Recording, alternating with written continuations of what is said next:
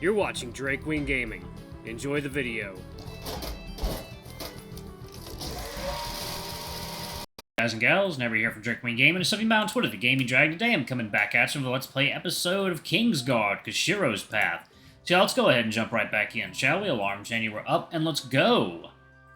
Good company always helps, and you've been a wonderful host so far. Thank you. So what else is there? I don't imagine just finding a new guardian home to live in is all we will be doing. The Elder has expressed his interest with meeting with you. He wished to talk to you more yesterday, but he said it wasn't the time for that. Koshiro. The white-furred fox was certainly a mystery.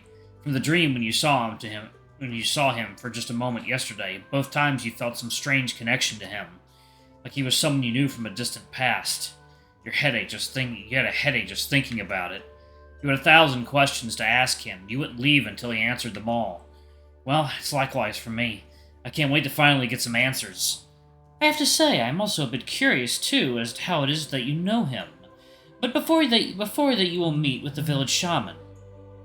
The one you said who could speak to the gods, right? And had visions? Hyosuke also had some colorful things to say about her as well. Whatever she told him was likely the cause of a strange obsession with you. Perhaps you could also get to the bottom of that and put an end to this harassment. I take it you want me to tell her about my dream, right? To be honest, I had nearly forgotten about that. With everything that had occurred, I was more preoccupied with locating you. But despite my worries, she seemed to have known that you were safe and that she was fated to meet with you very soon in this village. She already knows about me? Yes. When I was discussing with the Elder the best way to find you, she walked in on us. And this is from someone who never leaves the temple. Alright, y'all, sorry, we're back. I had to tell my girl something. She somehow had already known that you were nearby and would be brought to the village soon. That's a bit concerning. You have nothing to fear from her, I can assure you of that. She's the oldest and wisest of all the beastmen in the village, so I'm sure she has something important to tell you. Even Sessho agreed that it would be best if you met with her first. So, what is she like? It's hard to say. I suppose the best word to describe her would be erratic. Some have said that she acts the way she does because of her long life. Others say that the gods possess her body, causing her to act or speak unusually. And when she speaks, it's as though she is not the one talking. And the things she says, they may or not be about now, but about then and before. What? Sorry, I suppose that isn't much of a description. To be honest, I can't really define who she is. You just have to meet her to really understand. Sounds to me like she's a bit of a loony. Jake! What? People who don't act normal are generally considered crazy. Look, sorry if I offended her, but that's just what kind of picture you're painting here. Just please try to behave around her. The gods are always watching.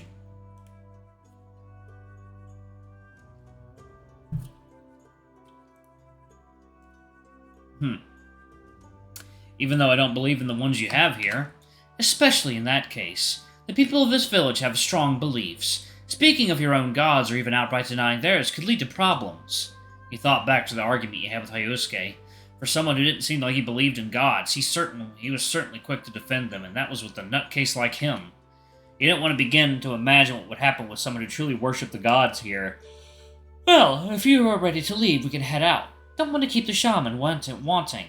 No need to worry about that. I expect that she would probably have already foretold if I would show up late. Nestled deep in the heart of the village was the temple where the shaman resided. It was very well hidden, as all you could see from the distance was the very tip of the triangular roof that poked out through the trees. The path to the temple was long and laborious as you walked up several flights of an aged stone stairway covered in moss and leaves.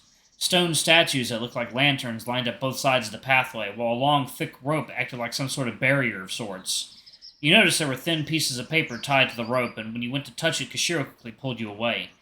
This rope repels evil, but its power can be broken with a single touch. You will see it quite often around many sacred places in the village. Oh, kind of like holy water and blessed salt, right? Yes, though it takes time to make this rope, and even longer to ensure that it has the strength to hold back evil. Just a note, but it would be wise not to touch anything while you are here unless you were told. Now I'll keep that in mind. Koshiro continued on up the stairs, and you followed quickly. The entire journey seemed to take your breath away in more ways than one. You really felt like you were walking into another world. Near the top was an imposing red gate with flakes of its colors peeling off, likely because of old age, but it still looked to be in well-kept condition. It had no walls or doors, and it did not serve as a blockade to the actual temple just ahead. Instead, you felt like it was welcoming you inside, but at the same time was warning you of what lied ahead. You really felt the imposing presence this place gave you. It was a place built to worship the gods, and you felt small and almost insignificant here. Koshiro moved on through the gate towards the main temple in the center of the courtyard. Surrounding it was several smaller buildings, all with the same triangular roof-to-roof designs. Behind the pillars that made up the structure of the shrines, you caught the sight of white-robed beastmen hiding in the shadows, likely the caretakers of this place. Suddenly, a strong breeze rushed past you, bringing some wooden chime around the gate. As it swept past you, you felt a slight tug on your clothing, pushing you forth as though the wind was telling you to hurry up. Koshiro was already halfway to the temple, and you hurried to reach up to him. He stopped by a set of double doors easily 3 times your height, carved out of dark wood with beautiful etchings all throughout the facade. It had a very similar resemblance to the door in the catacombs back home that led to the Pool of Light. Where that one depicted the gods you knew from stories of old, this one had ornate curves and patterns, what appeared to be clouds and dragons and all manner of animals. At the very top of the etching was some kind of god with the face of a wolf. A sun shined brightly behind their head, and just below that were 2 more beastmen that you recognized as statues from the bathhouse.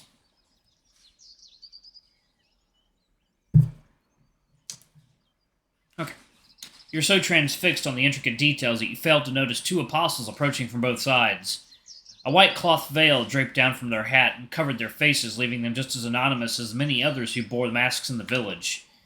You didn't know why, but you felt your hand reach towards your blade. Some strange fear had warmed its way into your heart. Koshiro appeared calm, though, and began to get down on his hands and knees before the door as though he were in prayer. They stared down at Koshiro, and even though through their masks you could already see their condescending looks, glaring at him as though he were lower than even a worm. While he wanted to tell them off, Koshiro made you promise not to start anything. You followed suit, deciding to bow down along with Koshiro. The apostles' stares were on you now, and you could still feel their eyes beaming through the back of your skull. They shuffled for a moment, then turned around and knocked on the large door. It boomed with each knock, echoing through the floorboards and even the air of the temple. The building ahead must have been even larger and more hollow than what it looked like on the outside. After a few moments of waiting, the heavy-set doors creaked open and you lifted your head. A beastman dressed in white robes, finer than that of the apostles, stepped forth from the darkness of the temple, a trail of scented smoke lingering behind her. The beast woman, then? So, the child of fate arrives, just as envisioned. You guessed that this must have been the shaman, but for someone that should have been the oldest beastman in the village, her voice was much smoother than you expected. Come, we have much to discuss. She turned around and slowly started back inside, and you turned to look at Koshiro, whose head was still glued to the floor. Was he not going to come with you? You weren't sure whether you wanted to follow. The last time you were left alone with a stranger, you were pretty much molested. You hesitate? The shaman stopped moving, but kept her back turned. Koshiro, I would feel a bit safer if he was able to join me. My time here hasn't exactly been pleasant without him. The words I have are for you alone. I likely will tell him anyway. I can see that you care very much for that boy, yet he is not allowed within the inner sanctum of the temple. Huh? The gods do not appreciate outsiders in their domain if not invited. So you also think he's some kind of monster, don't you? You are twisting my words. This is not just about the Forbidden One. Any who have not been invited within the temple are not allowed to take another step within the shrine. You felt the presence at the gates, yes? A feeling of welcoming. Those who are not invited do not feel that way. When you leave from here, take a step back through the gate and you'll see what I mean. The shaman continued on, but you lost sight of her as she disappeared in the darkness of the temple. You looked down at Koshiro, waiting for him to say something, yet still he refused to move or to even speak. Second, y'all. Water time. Alright, guys and gals, and we are back. Let's go ahead and jump back into it, shall we? It must have been some kind of tradition or courtesy. While you were a bit worried, you trusted him thus far. You eyed both of the apostles once more. While they didn't seem like the talkative types, leaving them alone with Koshiro made you worry. It was only just an hour ago that Koshiro went after Hyosuke, and if he had any of that lingering anger left over... No, he wasn't like that. He wasn't that beast that all these beastmen made him out to be. Well, I guess I'll be back then. As you peered inside, you could barely see a thing. It looked dark, and a heavy smell came from within. You balled your fists and stepped into the unknown. You squinted as you entered the temple. The sharp contrast of going from such a bright and sunny day into a dimly lit building was a bit disorienting, and only a few standing lanterns around the edges of the room provided meager light to see by. A wispy smoke slithered out from somewhere further within the temple, stinging your eyes but filling your nostrils with a thick and pungent scent, similar to frankincense that the church so much loved to use. As you took several more cautious steps forward, the door behind you closed, extinguishing what little light there was offered from outside. You swallowed hard and took a deep breath, hoping to calm yourself. A strange presence surrounded you, encroaching upon you. It was similar to the feeling of being watched or judged that you felt at the temple's entrance. Whether it was the shaman who had seemingly disappeared and left you alone, or something else, all you could tell was that it was keeping you on edge. You felt your hand slip toward the blade, worried of what was to come. Gah! You retreated your hand quickly, now pulsing in pain. The hilt, it was as though you were gripping hot coals, but you were certain that it wasn't heated up by the sun. You looked down carefully at the blade, noticed it was rattling, shaking like a kettle of tea ready to be removed from the stove. Your side was becoming unnaturally warm. Actually, it was a bit hot. No, that wasn't it either. A slightly charged stench came from below, and you noticed several scorch marks where the sheath of the blade had been in contact with your clothes. The blade was cooking you. You struggled with the belt around your waist, pulling and tugging on it to get it free. Finally, the belt, scabbard, and blade all dropped to the floor, and you sighed in relief as your skin began to cool off. The blade didn't seem as happy, though, as it started to shake even more violently, leaving scorch marks on the old wood floor. For all the things that you had witnessed so far in the past week, you were surprisingly calm about this. From the strange visions to the assassins after your life, the people being murdered at your own coronation, the purple haze that only you could see, and the giant sea creature from legends rose to the sea to attack you. You were beginning to see these unnatural events as common occurrences. A burning, shaking sword wasn't normal for sure, but right now you just felt like it was another oddity to scratch off your list. You turned to the sound of shuffling coming from further within the temple. A faint outline of a person appeared from the cloud of fog, and it parted just slightly, or were just lightly around them. Brought from a land, a time, another world, to bring ruin, war, blight, darkness.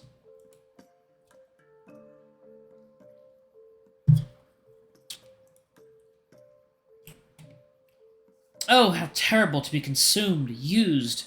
They fear it, but want it even more. You will be, beyond your control, scraping upon the inside of your skull, clawing for a way out. And laughs, how it laughs at you. For you are to be no more, dead within the living, gone, yet not truly gone. Should you must hold such a thing. So dangerously close it feeds like a babe to the breast, yet silent now it will open its eyes soon. And then you will bathe in crimson under a moon so pale, so obscured by dark clouds, yet none will remain to look upon those eyes like the deepest pits of despair. It took a minute, but finally your eyes adjusted to the sight of the speaker. It was the shaman, but she moved with such fluidity and grace that you almost believed she was gliding along a floor made of ice. Oop, didn't mean to do that. Hit my mouse on my phone. Her voice was also strange, different. The tone had changed from what you heard outside the temple, and the way she seemed to correct herself and speak in such a cryptic way was frankly off-putting. She talked with conviction, but despite the two of you being the only ones in the room, it was as though she wasn't the one speaking, and you weren't the one she was talking to. But what lies ahead, what could have been, is not set in stone. No, not for you. The blade on the ground was rattling even harder now, shaking as though it were fearful of something, of someone. With every step the shaman took, the blade shook more violently, and it grew brighter red, hot enough to emit smoke as it started to singe the belt. Was she causing this to happen, or was this just a trick of the mind? It was hard to tell what was all in your head anymore, and this fragrant smoke wasn't helping you think clearly. It cowers because it does not know. It does not know, so it cowers. I'm gonna go ahead and pause it right there, y'all. Thank y'all so much for watching. Don't forget to like, comment, subscribe, ring that notification bell, and check out our Patreon or YouTube memberships if you can. It always helps. Anyway, I love you all, and I'll see y'all in the next video. Bye-bye!